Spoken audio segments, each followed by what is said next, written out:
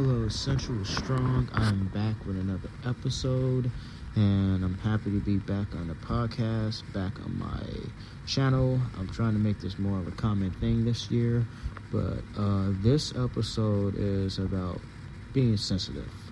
A lot of times when we hear that, we associate that with something negative. We associate that with being weak. We associate that with being fragile, being something less than. But I'm here to say that being sensitive is not always a bad thing.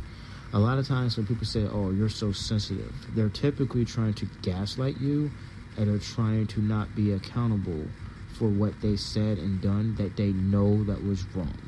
A lot of times when people call you sensitive, they're really sensitive themselves. They're not going to tell you that, but you can just see in their eyes and their actions and just what they're saying. They're more likely sensitive to. The difference with you is that you got the balls to stand up for yourself and speak up against something that makes you feel uncomfortable. And that's one thing I'm going to start with. Being sensitive, the perks of it, I'm going to just give you a couple of perks. I want to give you 4 perks. And the first perk is that you have the courage to stand up for what you believe in and to be yourself, even when other people think that it's weird or think it's bad or think it's soft or whatever the adjective they're going to use. And really, you're not soft. You're not weak. You're not like not little, but you're not fragile for doing that. And honestly, you're strong for standing up for what you believe in, even when other people might judge you for it. And that's one thing.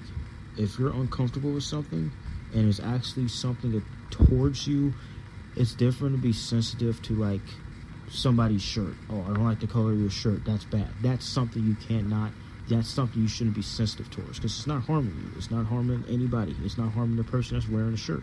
They like the shirt.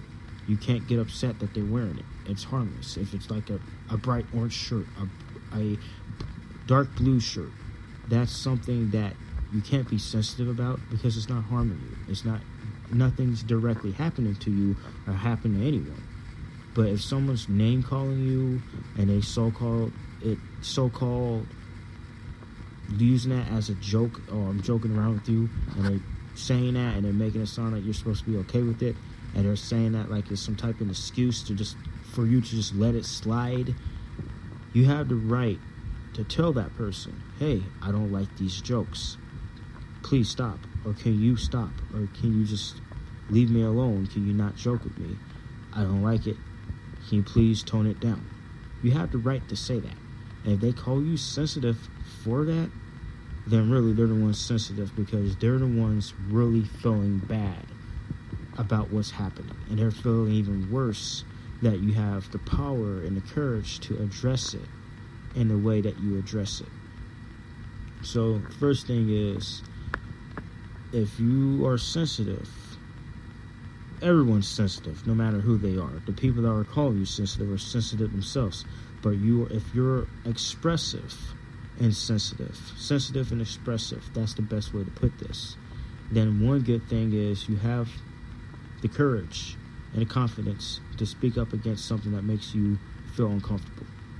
Secondly, it just makes it where you know that whatever's happening, whatever that person's doing or saying that's making you feel uncomfortable, you're probably someone that can relate to whoever else there might be in